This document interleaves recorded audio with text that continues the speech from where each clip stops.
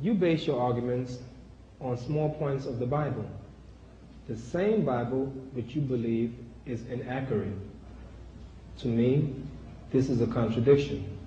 Why do you do this? I do respect your religion, but this is a problem I can't understand. Mr. Chairman and brethren, you see, in every civilized nation on earth, people have disputes. And when these disputes go to court, the plaintiff, the complainant, he goes into the box, into the witness box, and he testifies. He puts forth his claim. And the opposing advocate, attorney, he cross-examines the witness. When he is cross-examining the witness on the evidence that he has given, and on that evidence, if he can prove to the judge's satisfaction that the man is lying, if he feels satisfied that he has convinced the judge in his cross-examination that the witness was a liar, what he does is he closes the case and he asks for absolution with costs, and he will get it. And this is normal practice in everyday affair.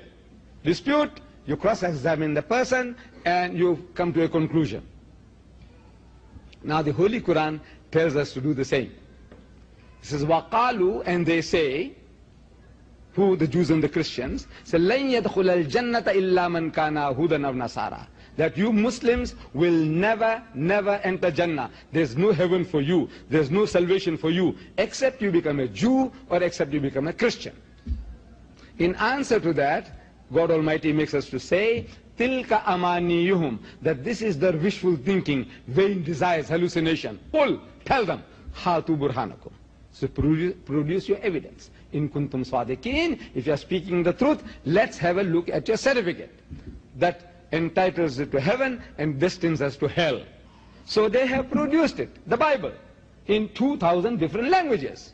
And he's saying, my Bible says this, my Bible says that. So we have to cross-examine the Bible, your witnesses. And we are proving from the mouth of your witnesses that the thing that you are alleging, what you are saying, you are claiming is not there.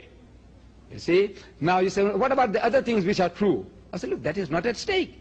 If the Bible said that God is one, we say, we agree with you.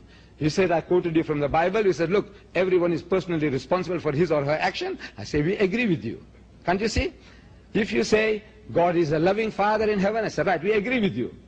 But when you say that he's like Shylock, wanting to get a pound of flesh from his creation, Adam and Eve sins and he makes you responsible, and at the beginning of 1986, there were 4.8 billion people on earth, and according to the Christian belief that everyone goes to hell, for what? The sin that Adam and Eve committed.